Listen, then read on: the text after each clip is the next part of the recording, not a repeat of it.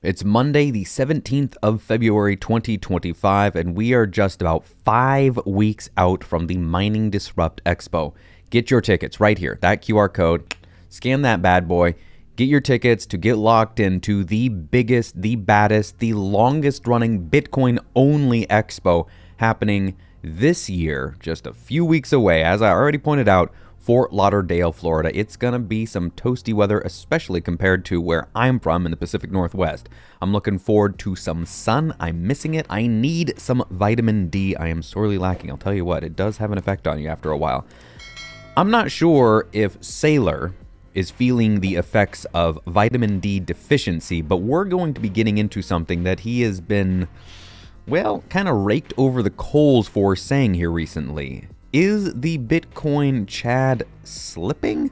Let's jump into the numbers. But first, remember, everything I say here is for entertainment and education purposes only. No financial advice from this here fella. And because I probably don't need to tell you the price, I'm not going to tell you the price. What I will tell you is that for $1, you're going to get yourself more than 1,000 sats, which is a blessing to behold. But that means that the total market cap is back under 2 trillion. That's okay, no problem. This thing's gonna keep on tick-tocking away. You know what is really high right now? The public nodes. We're at 21,777, and the hash rate is still over 800.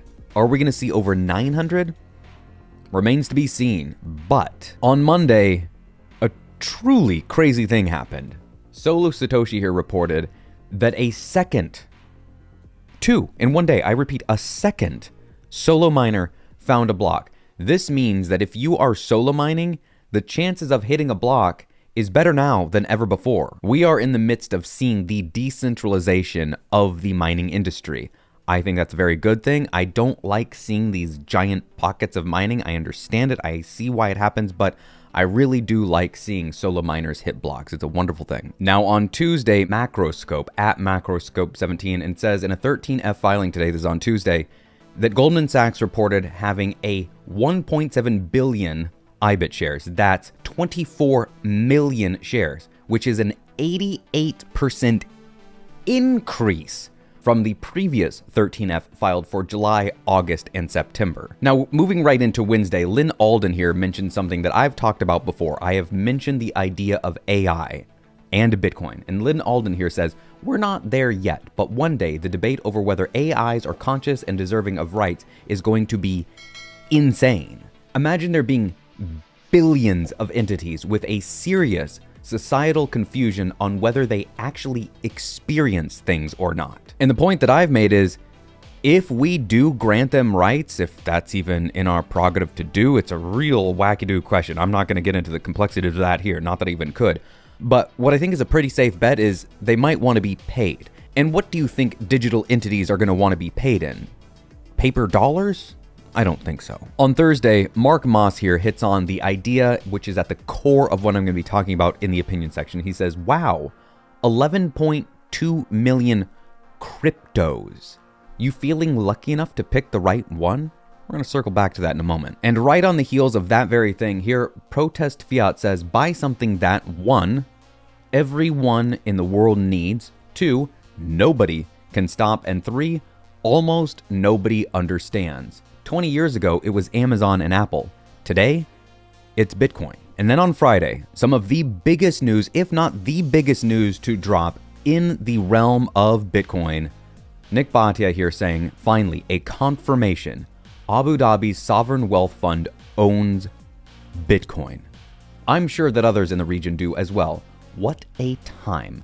We had years to front run this. And then the thing I'm really going to be hammering home in the opinion section is, here's some more.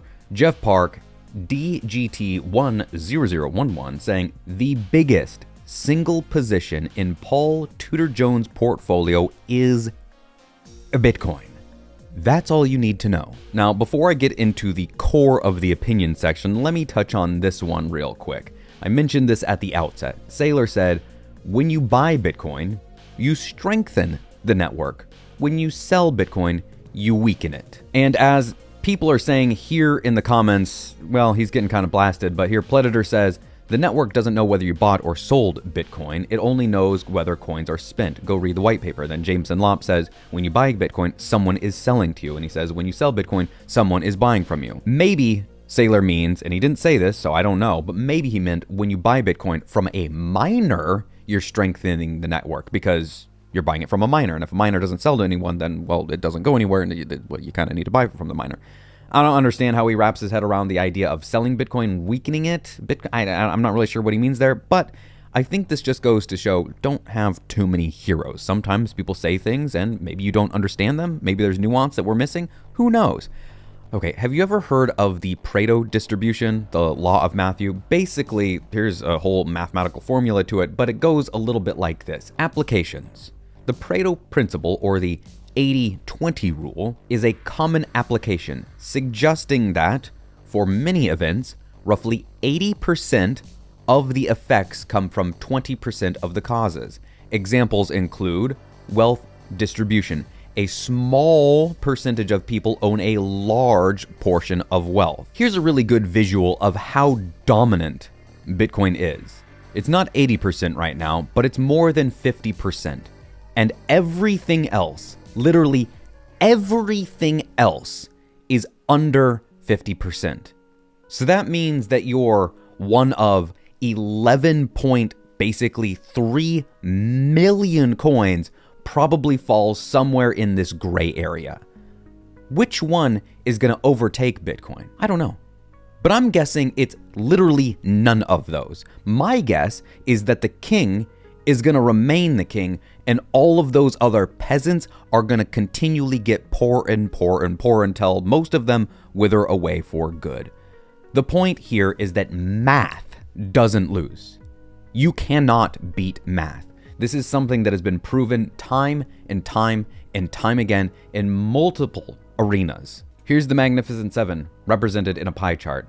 Boy, that's not 80%, but remember that the rest of this gray, the rest of this black gray section is comprised of 493 other companies. The point is this: when there is a king in town, when there is a undeniable best of the best, there's a really good reason for that. And it behooves you, it's a word I like to use, to pay attention to why that king is in that position. You might say, well, that king is wearing an unjust crown. He shouldn't be the king. We should have this other thing. This peasant over here should be king. Well, maybe. But what is the chance of your peasant overthrowing the king, no matter how much you like that peasant? My guess is that the chance isn't all that great. So in closing, my message would be this.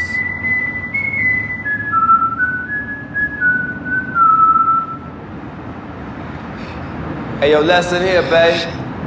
You come at the king, you best not miss. And I'll see you next week.